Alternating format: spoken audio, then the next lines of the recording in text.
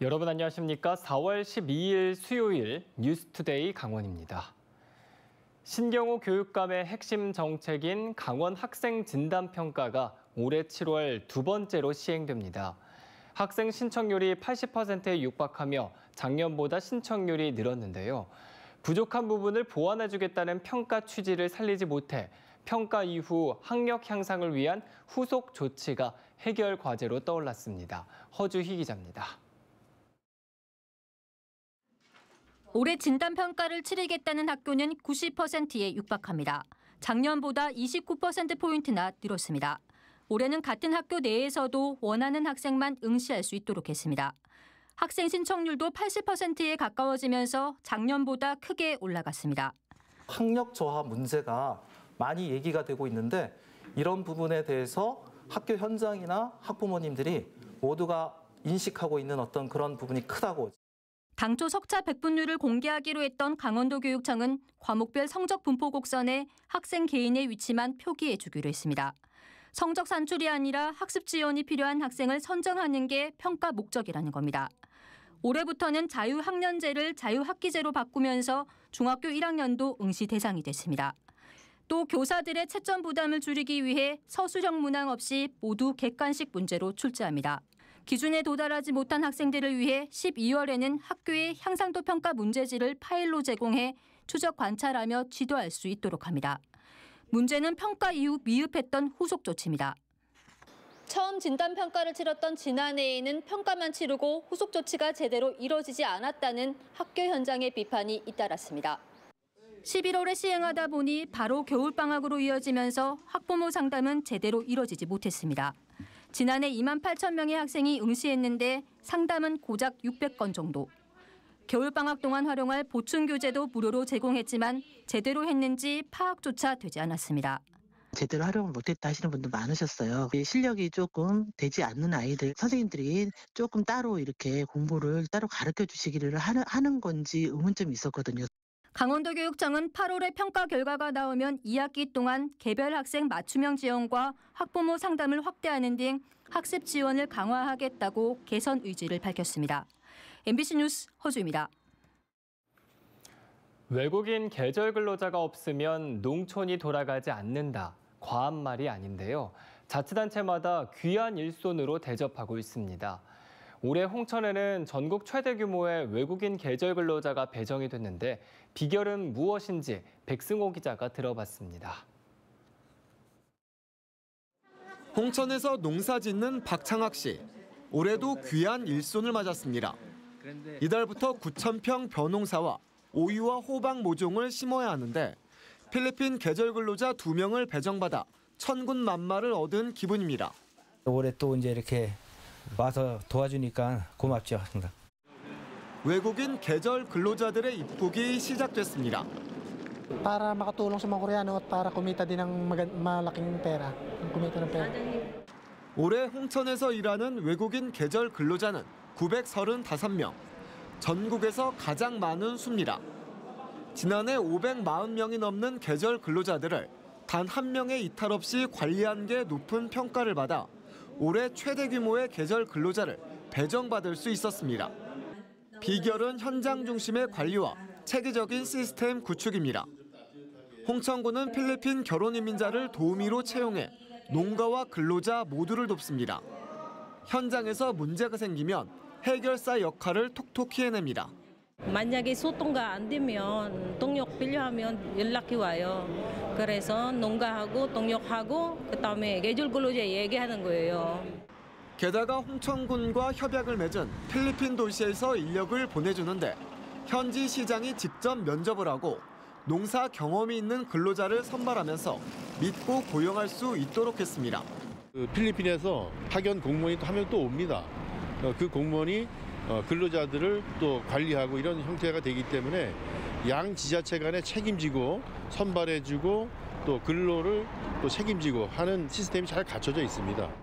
농민들은 현재 5달인 외국인 계절 근로자 체류 기간이 너무 짧다며 확대를 요구하고 있습니다. 고랭지 지역에는 10월까지 일손이 필요한데 외국인 근로자가 8, 9월쯤 떠나면 나머지 기간은 비싼 돈을 주고 용역 인력을 쓸 수밖에 없습니다.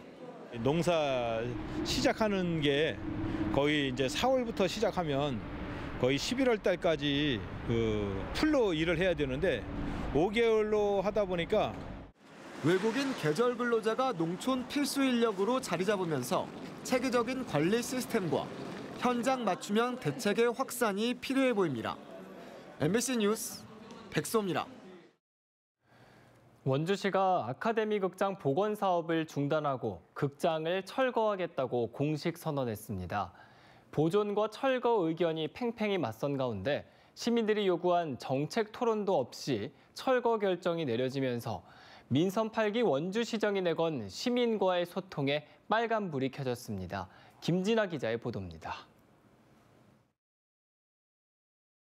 원광수 원주시장이 현안 브리핑을 통해 아카데미 극장을 철거하고 그 자리에 야외 공연장과 주차장을 조성하겠다고 밝혔습니다. 지역의 유일한 단관극장을 보존한다며 원주시가 32억 원을 들여 매입한 지 1년여 만에 사업을 백지화한 겁니다. 극장 복원과 운영에 많은 예산이 들고 시설 노후로 인한 시민 안전 우려를 철거 이유로 들었습니다. 낡았기 때문에 큰 공사를 또 주기적으로 해야 되는 상황이고 또 건물을 지어놓으면 비워둘 수가 없잖아요. 어느 단체 정해서 또 위탁을 줘야 되고 그러면 필연적으로 인건비가 또 나가게 돼 있고. 재래시장뿐 아니라 중앙도시재생 사업으로 아카데미 극장 바로 옆에 들어서는 문화공유 플랫폼의 주차장도 턱없이 부족하다며 도심 주차타워 추진 사업과의 중복 투자 지적도 일축했습니다. 지금 이제 구도심 상권 활성화의 핵심이라고 봅니다. 주차장 확보는. 그래서 많이 하면 할수록 부족하다. 그리고 중복이라고 생각하지 않습니다. 오히려 모자랍니다. 원주시는 시민들의 정책 토론 요구와는 상관없이 극장 철거 방침에는 변함이 없다는 입장을 확실히 했습니다. 보존과 철거에 대해 의견이 다른 시민들이 모여 토론을 나눠보자며 시정 정책 토론을 청구했던 시민들은 면담 하루 만에 발표된 철거 방침에 당혹스러움을 표하며 의견 수렴 과정에 진정성이 없다고 비판했습니다. 소통을 위해서 시장실도 1층으로 옮기셨고 그리고 다양한 소통을 모토로 하신다고 하셨는데 왜 유독 아카데미 관련된 이런 사항에 대해서는 이렇게 미루시다가 철거 발표를 하셨는지가 너무. 또 시장의 철거 발표에도 불구하고 정책 토론이 받아들여지지 않을 경우 행정심판까지 강행하겠다는 입장입니다. 시장의 입장 발표로 국내에서 단관극장의 원형을 가장 오래 유지했던 아카데미 극장은 역사 속으로 사라질 가능성이 높아졌지만 보존을 철거로 뒤집는 의사결정 번복 과정이 매끄럽지 못했고 주민 참여 조례가 정해놓은 민주적 토론 절차마저 생략되면서 소통을 전면에 내세운 민선 8기 시정에 두고두고 부담이 될 것이란 전망이 나옵니다. MBC 뉴스 김진아입니다. 폐광 지역에서 탄광업체들의 사택은 지역 주민들의 주거 문제를 해결해주고 있는 중요한 보금자리입니다. 하지만 석탄 산업이 전성기를 누리던 시절에 건립됐다 보니 지금은 수리도 어려울 만큼 낡고 오래돼 폐광 지역의 고민거리가 되고 있습니다. 김형호 기자가 취재했습니다. 태백시 구문소동의 돌꾸지 마을. 석탄을 캐다 나온 돌들이 골짜기에 쌓여 있던 모습에서 명칭이 유래한 만큼 탄광 산업은 마을의 중심이었습니다. 삼표그룹의 전신인 강원탄광은 40여 년 동안 이곳에서 탄광을 운영했습니다. 강원탄광은 1993년 문을 닫았는데 광부들이 살았던 곳 일부에는 강원도 소방학교가 들어섰고 나머지 사택들에는 지금도 60여 가구가 살고 있습니다. 그런데 탄광 전성기에 사택이 지어졌고 폐광 후에도 30여 년이 지나면서 낡고 오래돼 살기에 여간 불편한 게 아닙니다. 창고 언대로 지붕하고 뭐 어쩌고 보일러 새로 놓고 뭐 그랬지. 보일러는 뭐니까 다 망가져가지고 쓰지 못해 다 새로 놨고 돈이 많이 들었죠 그때. 보수공사 비용을 감당하지 못해 떠난 주민도 많아 두세 집 건너 한 집씩 빈집으로 방치되고 있습니다. 강원 탄광의 또 다른 사택이었던 아파트 단지도 상황은 비슷합니다. 경매로 매각된 후 외지인이 소유하거나 지역 저소득층들이 살고 있는데 절반 이상은 비어 있습니다. 땜질식 수리를 하며 지내고 있지만 건물 외벽이나 지붕, 배관 등의 리모델링은 비용 때문에 엄두를 내지 못합니다. 사람 사는 데는 그런 데로 괜찮은데 요 공가 같은 경우는 지금 형편없는 집이 많아요. 석탄공사 장성광업소가 내년에 폐광되면 탄광 사택 문제는 더 심각해질 전망입니다. 석탄공사 사택 아파트는 태백 지역에만 2천여 세대에 달합니다. 그렇다고 마냥 내버려 두거나 사택을 마구잡이로 철거하기도 어렵습니다. 탄광 사택은 이렇게 낡고 오래되긴 했지만 저렴한 가격 때문에 고령층과 저소득층에게는 중요한 거주 공간의 역할을 하고 있습니다. 새로 지은 아파트들은 비용이 비싸 기존 사택 거주자들이 옮기기에는 부담입니다. 현재 이 사택들이 갖고 있는 거주지로서의 역할이 분명히 있고 산업화 시대에서 그 유지되어 왔던 어느 문화적 유산 특성도 있기 때문에 이러한 것이 향후의 새로운 공간으로 태백 지역에 유일하게 남은 탄광마저 사라질 위기에 처한 가운데 제대로 된 주거 환경을 갖추지 못하면 인구 이탈마저 더 가속화될 것으로 우려됩니다. 이게 이 상황이 오래된다면 어떻게 될 거라고 보세요? 지금 그냥 뭐 없어지는 거 아닐까요? MBC 뉴스 김영호입니다.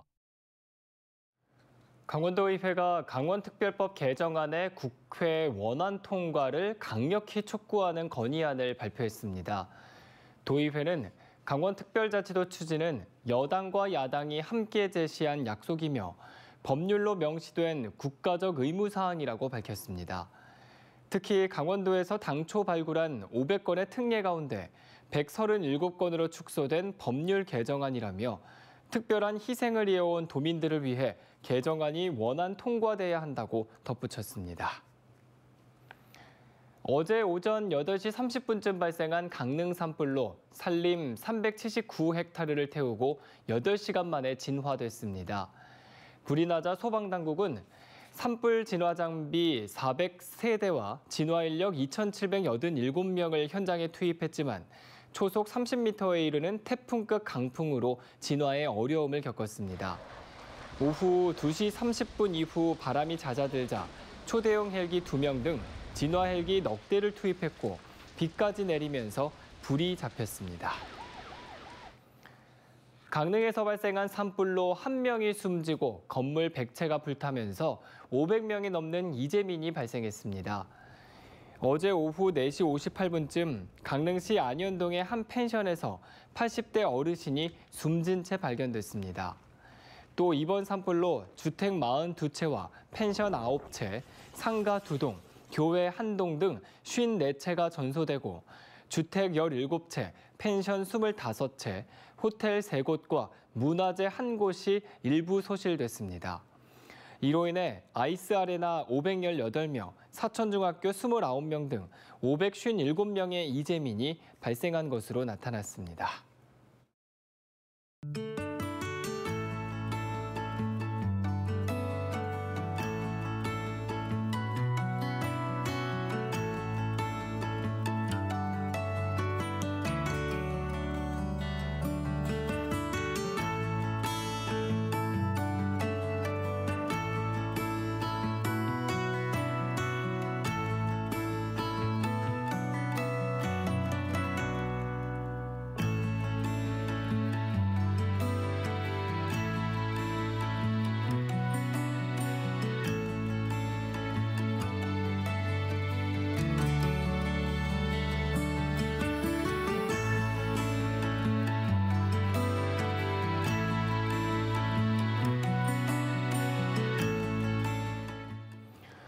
지난달 동해안 수협 조합장 선거에서 불법 행위를 한 9명이 해경에 검거됐습니다.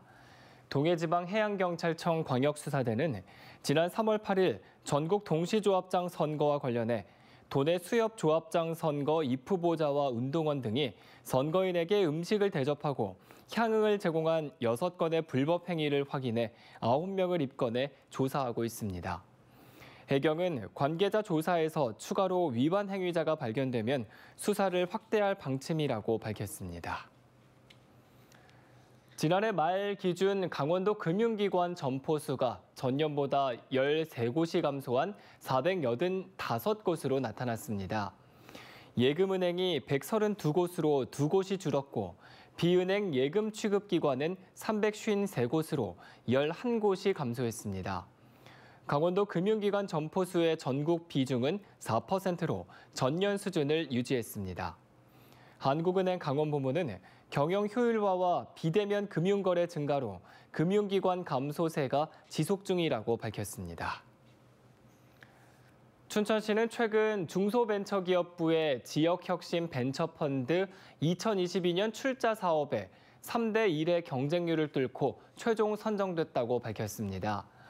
중소벤처기업부와 강원도, 수자원공사가 조성한 지역혁신 벤처펀드 98억 원에 춘천시 예산 40억 원과 민간 2억 원을 더해 모두 140억 원 규모의 벤처펀드가 결성됩니다. 춘천시는 수열에너지 융복합 클러스터와 맞물려 첨단 지식산업도시 조성을 위한 전략적인 투자가 가능할 걸로 예상했습니다. 춘천시가 강원특수교육원 본원과 발달장애인 평생교육센터를 인접해서 지을 수 있는 부지를 물색하고 있는 것으로 알려졌습니다. 이달 중 강원도교육청과 특수교육원 본원 부지를 결정할 예정인 춘천시는 도유지인 춘천우두동 농산물 원종장 부지에 발달장애인 평생교육센터와 함께 건립하는 방안에 대해 강원도와 협의 중이라고 밝혔습니다. 이 두 건물을 연계 건립할 경우 시너지를 극대화하고 장애인의 전 생애를 아우르는 체계를 구축할 수 있다는 입장입니다. 춘천시가 다음 달 14일 춘천의암공원에서 열리는 제3회 춘천 퀴어 문화축제에 대한 승인 불가 결정을 내렸습니다. 춘천시는 지난해 퀴어 축제 당시 공원에서 판매 행위를 금지하는 도시공원 녹지법을 위반한 바 있고 다수의 민원이 발생할 우려가 있다며 승인 불가 결정의 이유를 밝혔습니다. 이에 대해 춘천 퀴어 문화축제위원회는 춘천시의 결정을 두고 성소수자들의 인권 실현을 위한 행사를 막는 차별 행정이라고 비판했습니다. 임시정부 수립 104주년 기념식과 강원 광복기념관 건립 착공식이 어제 춘천 항일 애국선열 추모탑에서 열렸습니다. 광복회 도지부가 주관한 이번 행사는 임시정부의 정통성과 독립운동가들의 정신을 기리기 위해 마련됐습니다. 행사에는 광복회원과 유족을 비롯해 육동한 춘천시장과 신경호 교육감 등이 참석했습니다. 연말 완공이 예정된 광복기념관에는 전시실과 강당, 독립운동 연구기관이 들어섭니다. 코로나19 전담병원으로 운영됐던 원주의료원이 지난달 전담병원 지정이 해제됨에 따라 공공의료시설을 확충하고 정상 운영에 들어갔습니다. 원주의료원은 4월부터 심장내과를 신설해 운영에 들어갔고 초음파와 영상 촬영, 내시경까지 한 곳에서 할 수 있는 건강검진센터를 확장 이전했습니다. 말기 암 등으로 임종을 앞둔 환자와 가족을 위한 호스피스 완화 의료센터도 시범 운영을 거쳐 5월부터 정상 운영됩니다. 의료원은 2단계 시설 현대화 사업을 통해 2024년까지 심뇌혈관 센터와 공공어린이 재활의료센터도 건립한다는 계획입니다. 동해안 최북단 저도어장이 오는 14일부터 개방돼 올해 조업을 시작합니다. 저도어장은 북방 한계선과 조업 한계선 사이에 위치한 최대 황금어장으로 12월 말까지 현내면 등 고성군 지역 어선 167척이 조업에 나섭니다. 지난해는 168일간 조업해 대문어, 대게, 해삼 등 185톤을 잡아 43억 원의 어획고를 올렸습니다. 강원도는 접경 수역의 안전 조업과 피랍 방지를 위해 해군, 해경과 함께 안전 지원을 강화할 방침입니다. 강원도 유일의 사립 다문화 학교 해밀학교가 개교 10주년을 맞았습니다. 홍천군 남면에 있는 해밀학교는 어제 10주년 기념식을 열고 조항조와 주현미 등 축하 공연과 함께 다음 10년을 위한 비전 선포식을 열었습니다. 지난해 강원도의 다문화 학생은 4,900명으로 5년 전보다 1,000명 가까이 늘었으며 홍천 해밀학교에는 10개국에서 온 다문화 가정 학생 55명이 중등 교과 과정에 수업을 받고 있습니다. 횡성군이 올해부터 군민 대상의 권위를 높이기 위해 자격 기준을 대폭 강화했습니다. 횡성에 3년 이상 주민등록을 하면 추천 대상자가 됐던 기준을 10년 이상으로 강화하고 고인의 경우 5년 이내 사망한 사람으로 한정했습니다. 또 횡성군의회 의장이나 읍면장이 단독으로 추천할 수 있었지만 올해부턴 주민 20명 이상의 동의가 필요합니다. 횡성군은 5월 10일까지 후보자를 추천받아 6월 18일 군민의 날 행사에서 시상합니다. 철원군 보건소가 낡은 보건지소와 보건진료소 6곳을 리모델링합니다. 철원군은 준공 후 10년 이상 된 어린이집, 보건소, 의료시설을 리모델링해 에너지 효율을 높이는 국토교통부의 공공건축물 그린 리모델링 사업에 김화, 서면, 근남보건지소, 대마, 마연, 잠곡 보건진료소 등 6개 시설이 선정돼 사업비 17억 원을 확보했다고 밝혔습니다. 이상으로 뉴스투데이 강원을 마칩니다. 고맙습니다.